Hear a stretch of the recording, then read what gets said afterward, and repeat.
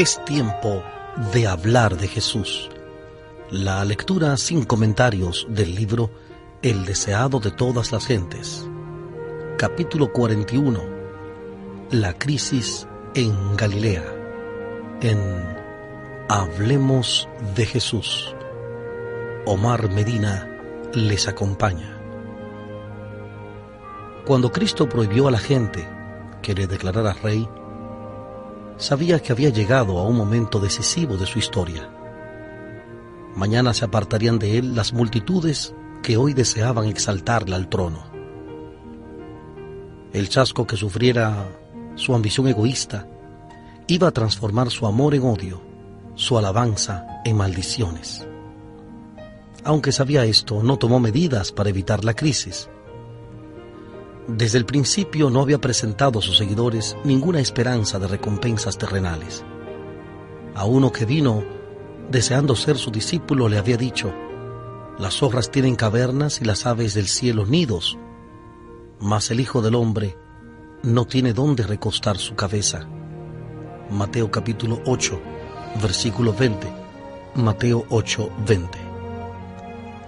Si los hombres pudiesen haber tenido el mundo con Cristo, multitudes le habrían tributado fidelidad, pero no podía aceptar un servicio tal.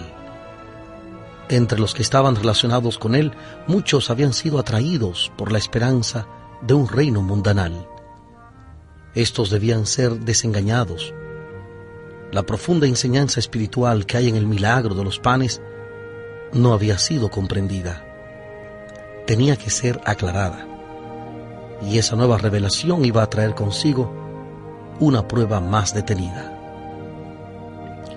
La noticia del milagro de los panes se difundió lejos y cerca, y muy temprano a la mañana siguiente la gente acudió a Betsaida para ver a Jesús. Venía en grandes multitudes por mar y tierra. Los que le habían dejado la noche anterior volvieron esperando encontrarle todavía allí, porque no había barco del cual pudiese pasar al otro lado. Pero su búsqueda fue infructuosa y muchos se dirigieron a Capernaum siempre buscándole. Mientras tanto, él había llegado a Genezaret después de solo un día de ausencia. Apenas se supo que había desembarcado, la gente recorriendo toda la tierra de alrededor comenzaron a traer de todas partes enfermos en lechos a donde oían que estaba. Marcos capítulo 6, versículo 55. Marcos 6:55. Después de un tiempo, fue a la sinagoga y allí le encontraron los que habían venido de Betsaida. Supieron por sus discípulos cómo había cruzado el mar.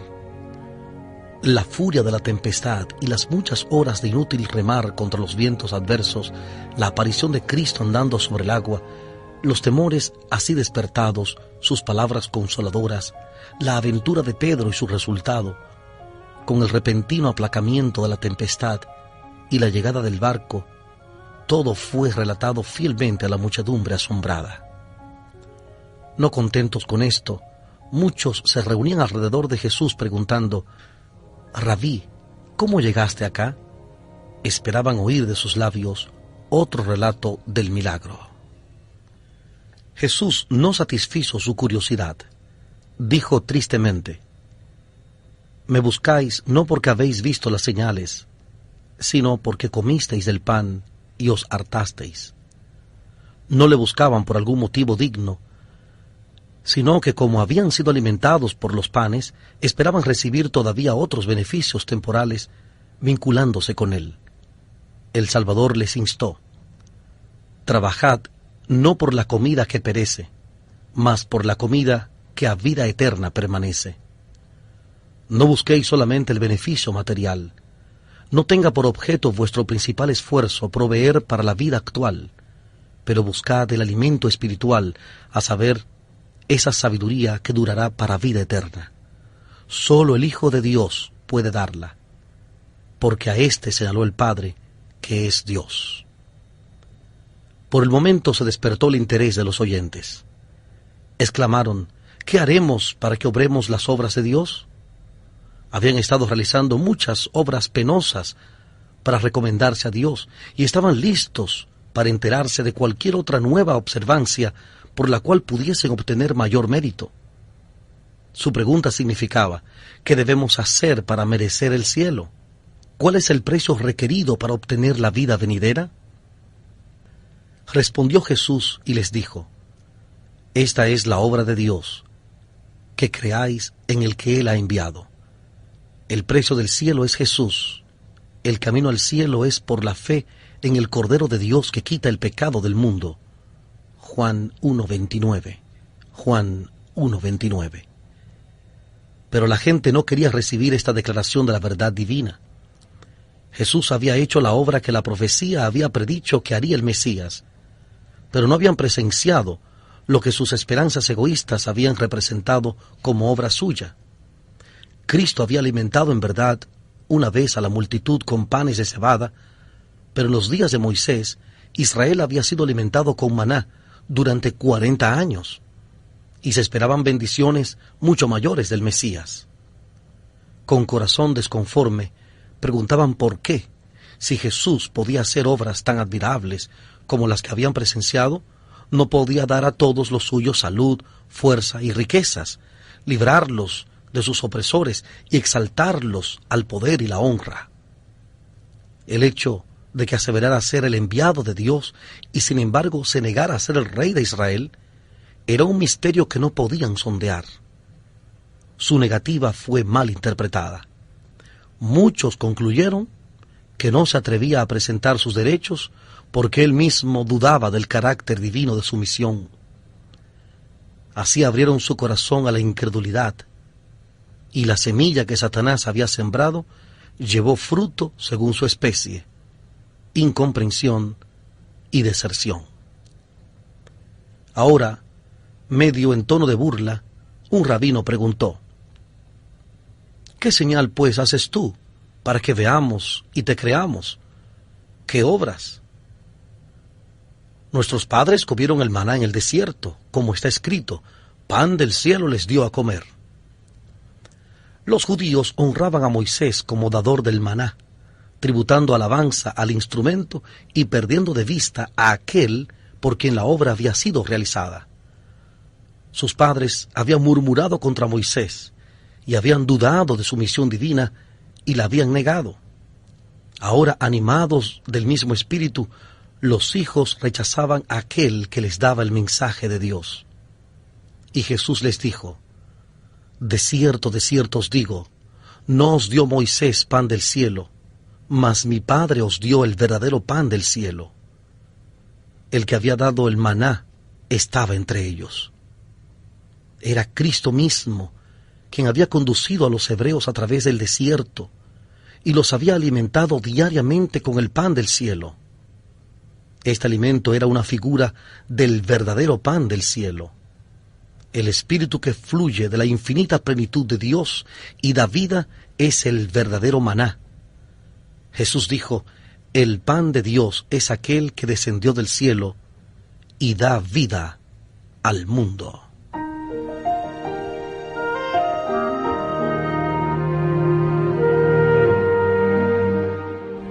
Estamos presentando la lectura sin comentarios del capítulo 41 del libro El deseado de todas las gentes.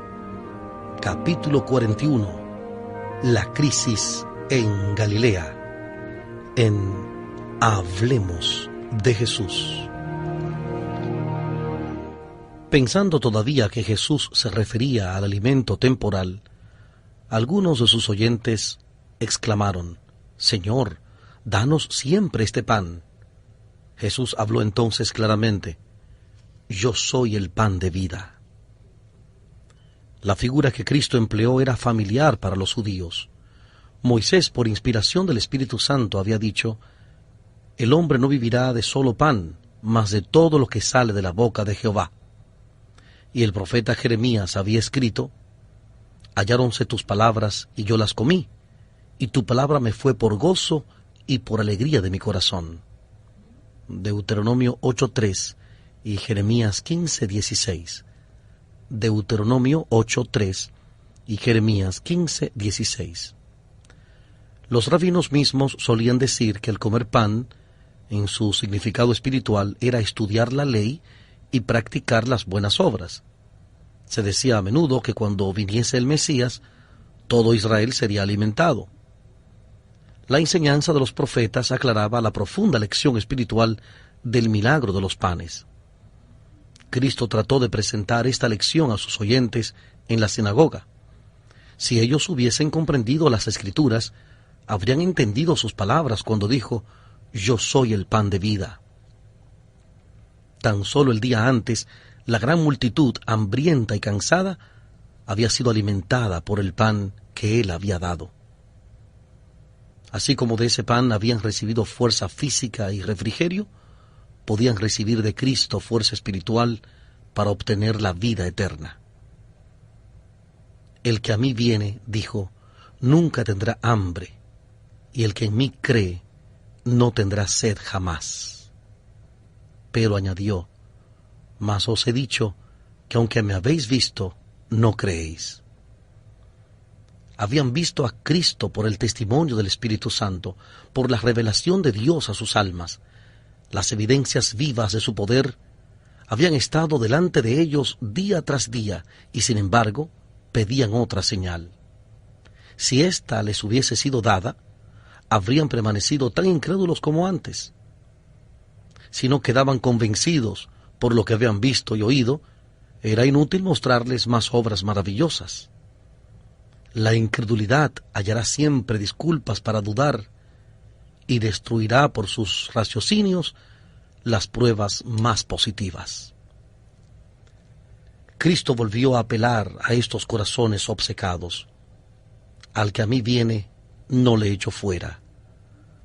Todos los que le recibieran por la fe, dijo él, tendrían vida eterna. Ninguno se perdería.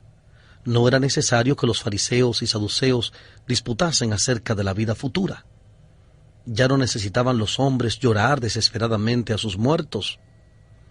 Esta es la voluntad del que me envió, del Padre, que todo aquel que ve al Hijo y cree en Él tenga vida eterna, y yo les resucitaré en el día postrero.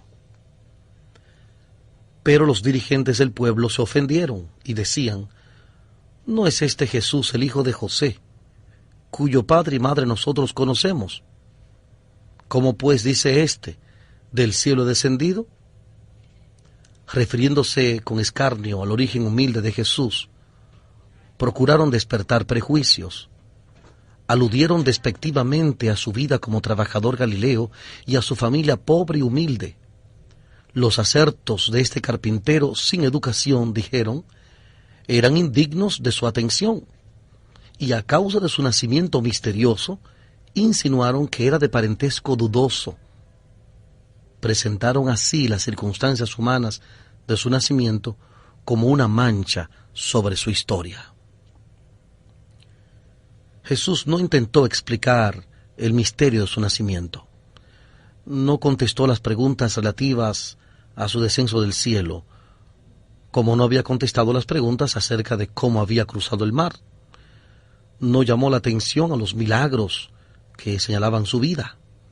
Voluntariamente se había hecho humilde, sin reputación, tomando forma de siervo. Pero sus palabras y obras revelaban su carácter. Todos aquellos cuyo corazón estaba abierto a la iluminación divina reconocerían en él al unigénito del Padre, lleno de gracia y de verdad. Juan 1:14. Juan 1:14. El prejuicio de los fariseos era más hondo de lo que sus preguntas indicaban. Tenía su raíz en la perversidad de su corazón. Cada palabra y acto de Jesús despertaba en ellos antagonismo, porque el espíritu que ellos albergaban no podía hallar respuesta en él. Ninguno puede venir a mí si el Padre que me envió no le trajere. Y yo le resucitaré en el día postrero, escrito está en los profetas, y serán todos enseñados de Dios. Así que todo aquel que oyó del Padre aprendió, viene a mí. Nadie vendrá jamás a Cristo, salvo aquellos que respondan a la atracción del amor del Padre. Pero Dios está atrayendo todos los corazones a Él, y únicamente aquellos que resisten a su atracción se negarán a venir a Cristo.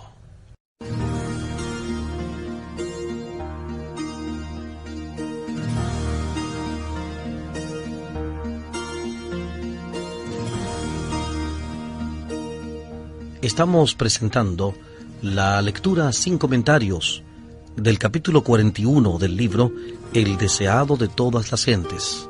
Capítulo 41. La crisis en Galilea.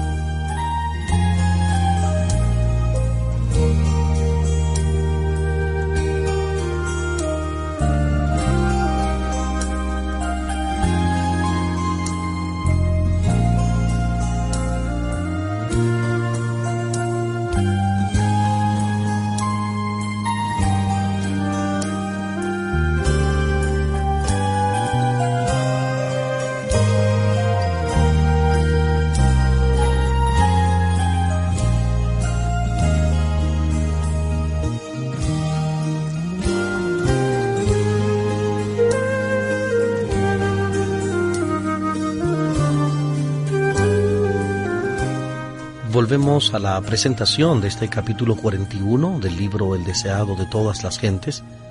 Capítulo 41, la crisis en Galilea.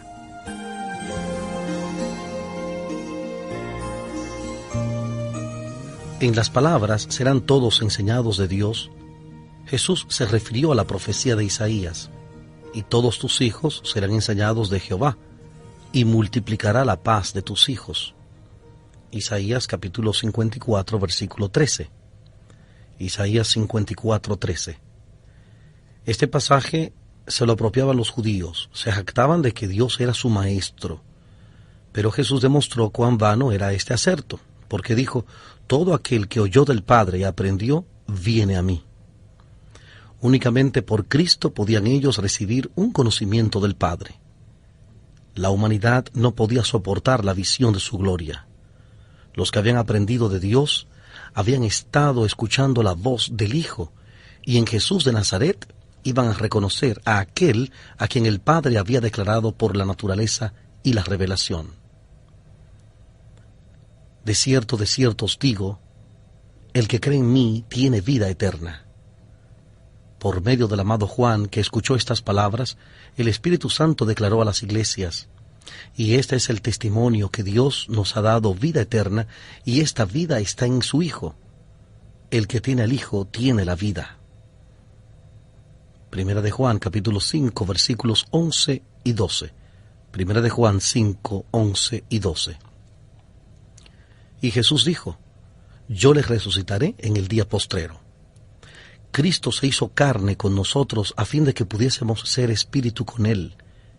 En virtud de esta unión hemos de salir de la tumba, no simplemente como manifestación del poder de Cristo, sino porque por la fe su vida ha llegado a ser nuestra. Los que ven a Cristo en su verdadero carácter y le reciben en el corazón, tienen vida eterna. Por el Espíritu es como Cristo mora en nosotros, y el Espíritu de Dios, recibido en el corazón por la fe, es el principio de la vida eterna. Al hablar con Cristo, la gente se había referido al maná que sus padres comieron en el desierto, como si al suministrar este alimento se hubiese realizado un milagro mayor que el que Jesús había hecho. Pero Él les demuestra cuán débil era este don comparado con las bendiciones que Él había venido a otorgar. El maná podía sostener solamente esta existencia terrenal, no impedía la llegada de la muerte, ni aseguraba la inmortalidad. mientras que el pan del cielo alimentaría el alma para la vida eterna. El Salvador dijo: yo soy el pan de vida. Vuestros padres comieron el maná en el desierto y son muertos.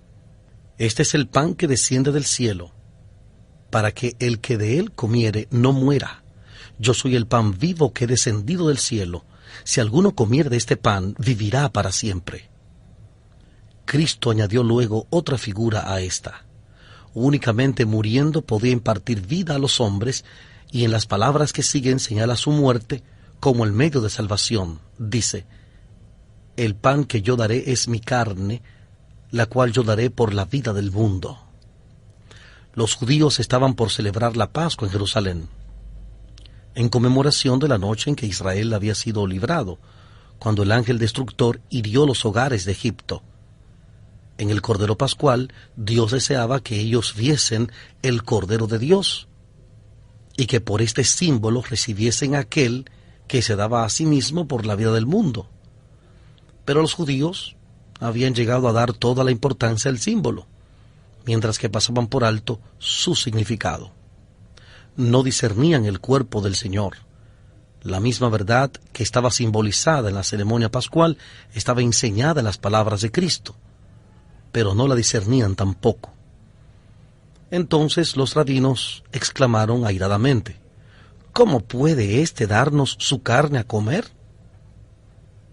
Afectaron comprender sus palabras en el mismo sentido literal que Nicodemo cuando preguntó: ¿cómo puede el hombre nacer siendo viejo? Hasta cierto punto comprendía lo que Jesús quería decir, pero no querían entenderlo. Torciendo sus palabras, esperaban crear prejuicios contra él en la gente. Cristo no suavizó su representación simbólica, reiteró la verdad con lenguaje aún más fuerte. De cierto os digo, si no comiereis la carne del Hijo del Hombre y bebiereis su sangre, no tendréis vida en vosotros. El que come mi carne y bebe mi sangre tiene vida eterna, y yo le resucitaré en el día postrero. Porque mi carne es verdadera comida y mi sangre es verdadera bebida. El que come mi carne y bebe mi sangre, en mí permanece y yo en él. Comer la carne y beber la sangre de Cristo es recibirle como Salvador personal, creyendo que perdona nuestros pecados y que somos completos en él, contemplando su amor y espaciándonos en él, absorbiéndolo, es como llegamos a participar de su naturaleza. Lo que es el alimento para el cuerpo debe serlo Cristo para el alma. El alimento no puede beneficiarnos a menos que lo comamos, a menos que llegue a ser parte de nuestro ser. Así también Cristo no tiene valor para nosotros si no le conocemos como Salvador personal. Un conocimiento teórico no nos beneficiará. Debemos alimentarnos de Él, recibirle en el corazón, de tal manera que su vida llegue a ser nuestra vida. Debemos asimilarnos su amor y su gracia. Pero aún estas figuras no alcanzan a presentar el privilegio que es para el creyente la relación con Cristo. Jesús dijo: como me envió el Padre viviente y yo vivo por el Padre, asimismo el que me come, él también vivirá por mí. Como el Hijo de Dios vivía por la fe en el Padre, hemos de vivir nosotros por la fe en Cristo. Tan plenamente estaba Jesús entregado a la voluntad de Dios que sólo el Padre aparecía en su vida. Aunque tentado en todos los puntos como nosotros, se destacó ante el mundo sin llevar mancha alguna del mal que le rodeaba. Así también hemos de vencer nosotros como Cristo venció. ¿Somos seguidores de Cristo? Entonces todo lo que está escrito acerca de la vida espiritual está escrito para nosotros y podemos alcanzarlo uniéndonos a Jesús. ¿Languidece nuestro celo? ¿Se ha enfriado nuestro primer amor?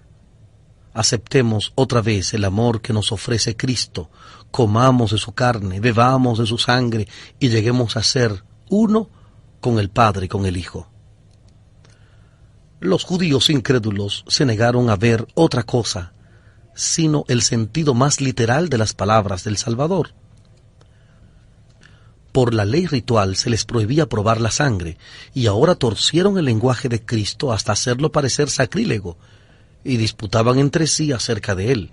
Muchos, aun entre los discípulos, dijeron: «Dura es esta palabra, ¿quién la puede oír?». El Salvador les contestó: ¿esto os escandaliza? Pues qué, si veréis al Hijo del Hombre que sube donde estaba primero. El Espíritu es el que da vida, la carne nada aprovecha. Las palabras que yo os he hablado son espíritu y son vida. La vida de Cristo que da vida al mundo está en su palabra. Fue por su palabra como Jesús sanó la enfermedad y echó los demonios. Por su palabra calmó el mar y resucitó los muertos. Y la gente dio testimonio de que su palabra era con autoridad. Él hablaba la palabra de Dios, como había hablado por medio de todos los profetas y los maestros del Antiguo Testamento. Toda la Biblia es una manifestación de Cristo, y el Salvador deseaba fijar la fe de sus seguidores en la palabra. Cuando su presencia visible se hubiese retirado, la palabra sería fuente de poder para ellos. Como su Maestro, habían de vivir con toda palabra que sale de la boca de Dios. Mateo 4:4. Mateo 4:4. Así como nuestra vida física es sostenida por el alimento, nuestra vida espiritual es sostenida por la palabra de Dios, y cada alma ha de recibir vida de la palabra de Dios para sí. Como debemos comer por nosotros mismos a fin de recibir alimento, así hemos de recibir la palabra por nosotros mismos. No hemos de obtenerla simplemente por medio de otra mente. Debemos estudiar cuidadosamente la Biblia, pidiendo a Dios la ayuda del Espíritu Santo a fin de comprender su palabra. Debemos tomar un versículo y concentrar el intelecto en la tarea de discernir el pensamiento que Dios puso en ese versículo para nosotros. Debemos espaciarnos en el pensamiento hasta que venga a ser nuestro y sepamos lo que dice Jehová. En sus promesas y amonestaciones, Jesús se dirige a mí. Dios amó de tal manera al mundo que dio a su Hijo unigénito para que creyendo en Él yo no perezca, sino tenga vida eterna. Lo experimentado según se relata en la palabra de Dios ha de ser lo que yo experimente. La oración y la promesa, el precepto y la amonestación son para mí. Con Cristo estoy juntamente crucificado y vivo, no ya yo, mas vive Cristo en mí, y lo que ahora vivo en la carne, lo vivo en la fe del Hijo de Dios, el cual me amó y se entregó a sí mismo por mí. Gálatas capítulo 2, versículo 20. Gálatas 2:20. A medida que la fe recibe y se asimila así los principios de la vida eterna, vienen a ser parte del ser y la fuerza motriz de la vida. La palabra de Dios recibida en el alma amolda los pensamientos y entra en el desarrollo del carácter. Mirando constantemente a Jesús con el ojo de la fe, seremos fortalecidos. Dios hará las revelaciones más preciosas a sus hijos hambrientos y sedientos. Hallarán que Cristo es un Salvador personal. A medida que se alimenten de su palabra, hallarán que es espíritu y vida. La palabra destruye la naturaleza terrenal y natural e imparte nueva vida en Cristo Jesús. El Espíritu Santo viene al alma como consolador. Por el factor transformador de su gracia, la imagen de Dios se reproduce en el discípulo. Viene a ser una nueva criatura.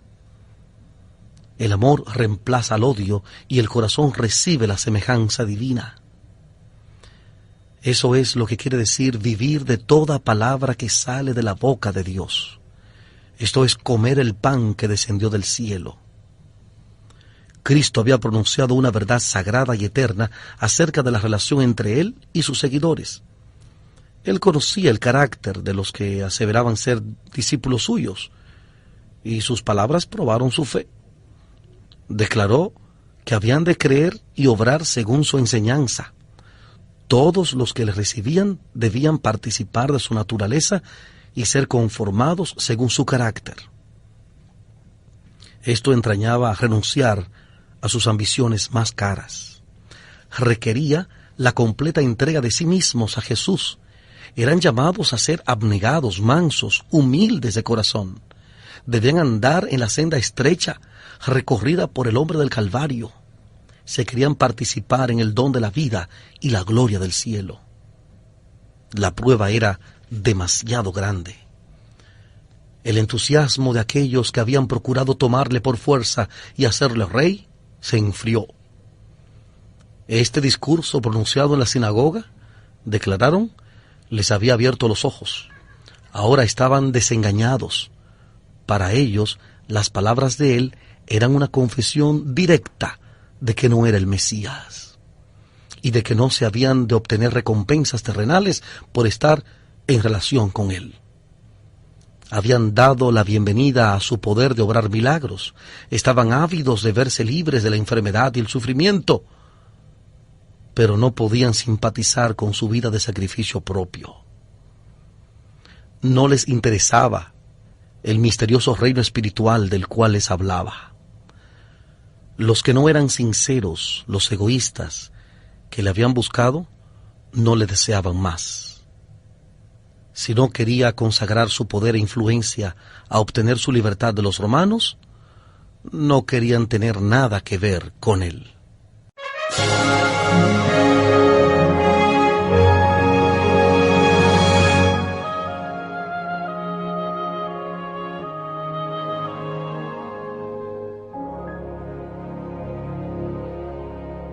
Jesús les dijo claramente, hay algunos de vosotros que no creen, y añadió, por eso os he dicho que ninguno puede venir a mí si no le fuere dado del Padre.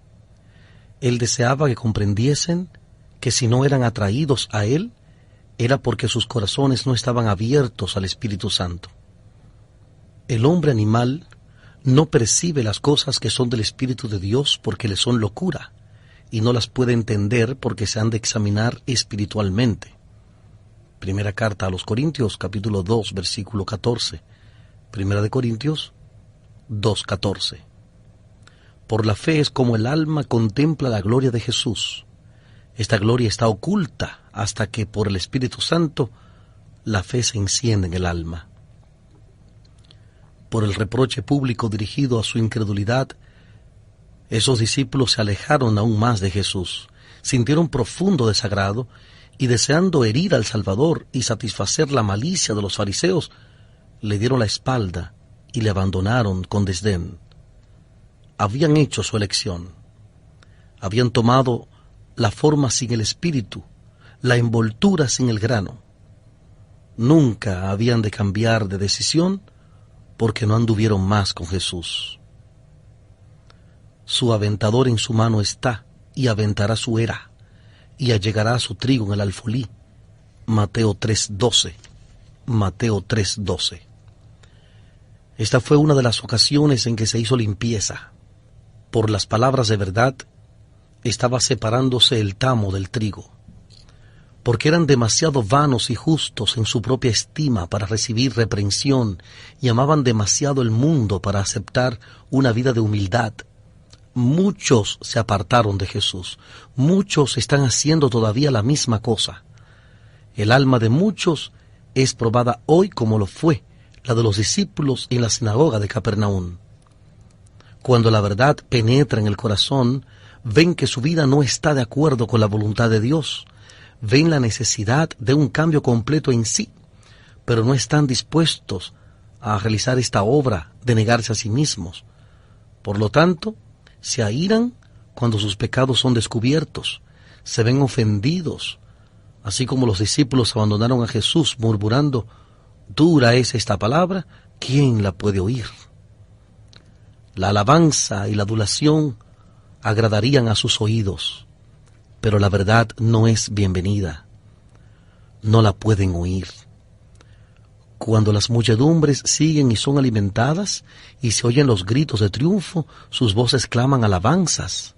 Pero cuando el escrutinio del Espíritu de Dios revela su pecado y los invita a dejarlo, dan la espalda a la verdad y no andan más con Jesús. Cuando aquellos discípulos desafectos se apartaron de Cristo, un espíritu diferente se apoderó de ellos. No podían ver atractivo alguno en aquel a que habían encontrado una vez tan interesante. Buscaron a sus enemigos porque estaba en armonía con su espíritu y obra. Interpretaron mal las palabras de Jesús, falsificaron sus declaraciones e impugnaron sus motivos. Mantuvieron su actitud recogiendo todo detalle que se pudiera volver contra él. Y fue tal la indignación suscitada por estos falsos informes que su vida peligró. Cundió rápidamente la noticia de que por su propia confesión Jesús de Nazaret no era el Mesías.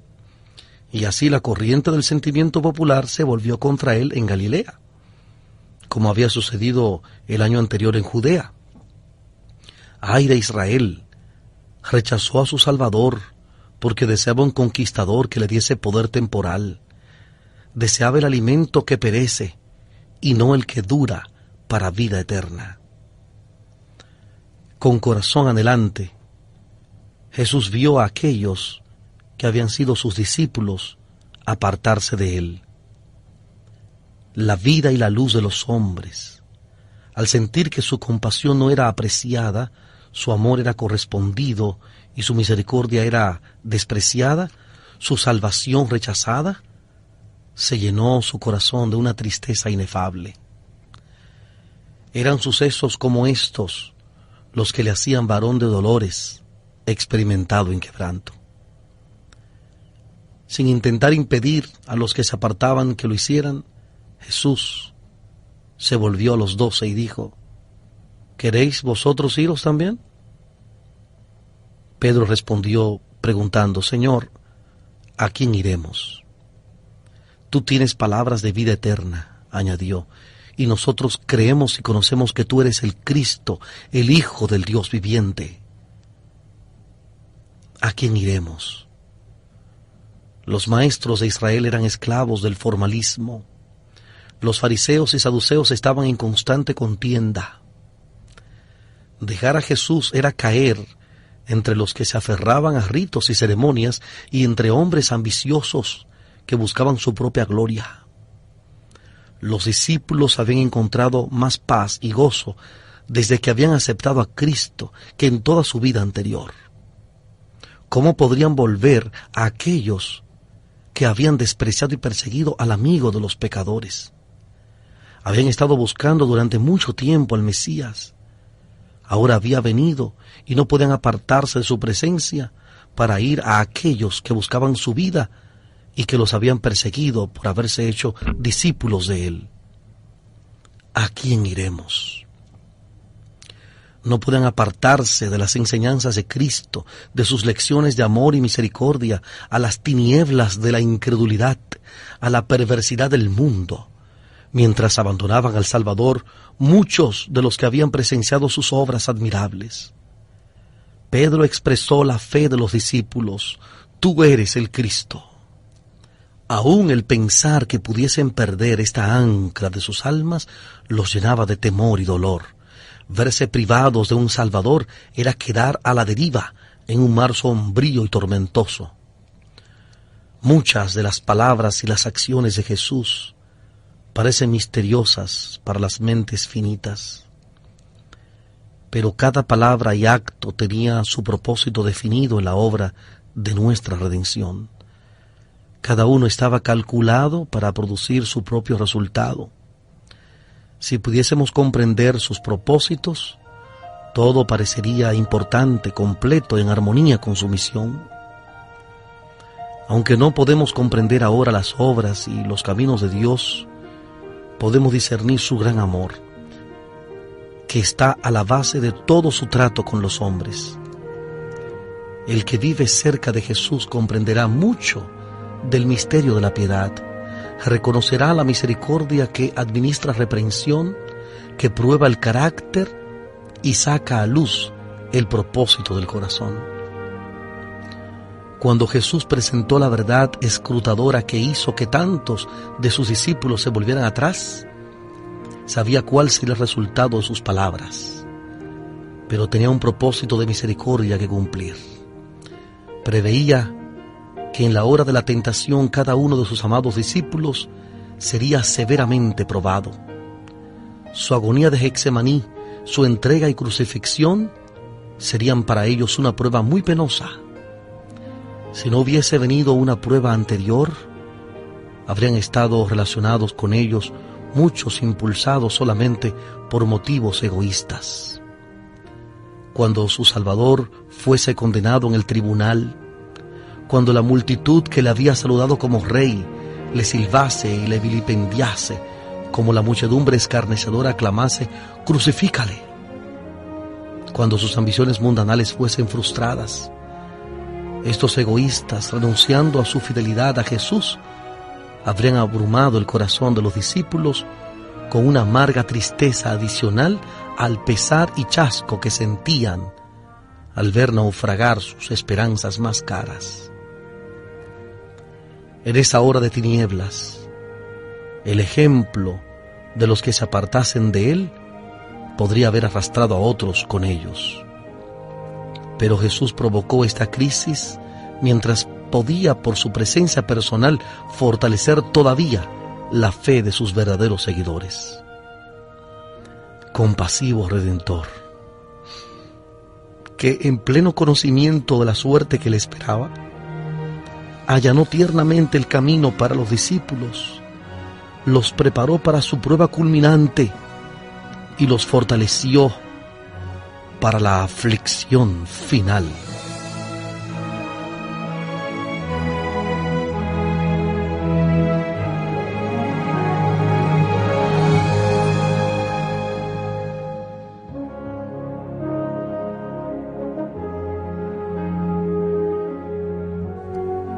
Hemos presentado la lectura sin comentarios del capítulo 41 del libro El deseado de todas las gentes.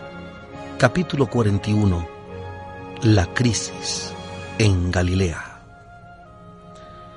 Este capítulo está basado en el Evangelio de Juan, capítulo 6, versículos 22 al 71.